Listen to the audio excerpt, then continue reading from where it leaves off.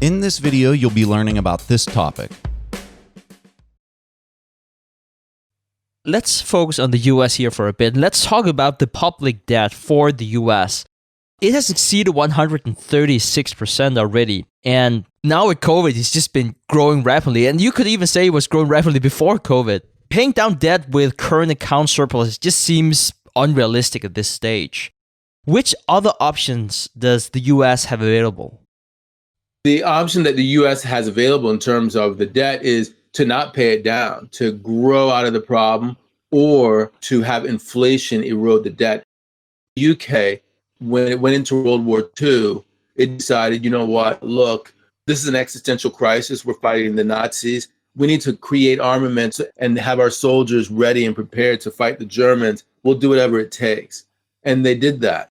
And by the time that the war was over, they had 250% debt to GDP. This is under the Bretton Woods system, which was a modified gold standard. So ostensibly, that's hard money. Yet they were able to continue to pay their debts through both currency depreciation and through inflation all the way until today without a default. They did have in 1976 a currency crisis where they went to the IMF.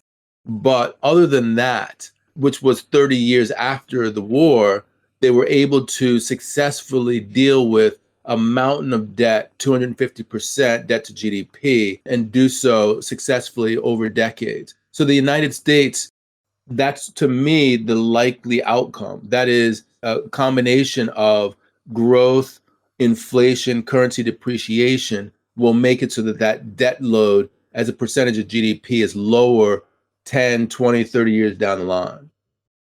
What's interesting is that, at least in the short term, we could see a pop in terms of growth coming back to levels that are better than the so-called secular stagnation that we've seen.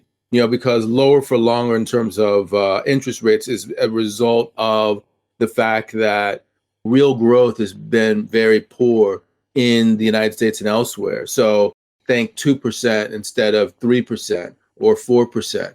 The country I would look at as an example of how that works over time, let's say if you had 3 or 4%, would be Belgium.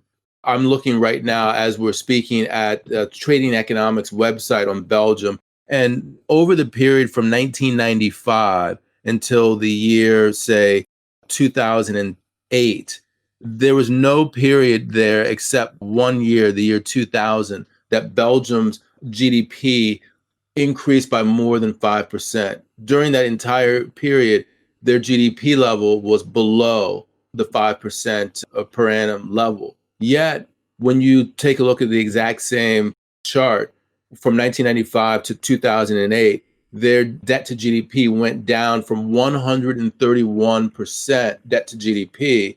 That's about equivalent to where the US is right now, where you said 136, down to 87.3%. And so that's obviously above what the Maastricht Treaty is, but they continued to go up after the sovereign debt crisis to 107 and then ended the year 2019 at 98.6. Thanks for watching. Make sure to subscribe and hit that notification bell so you don't miss out on the next podcast episode and new investing resources. What are your takeaways and thoughts on this discussion? Let us know in the comments section below.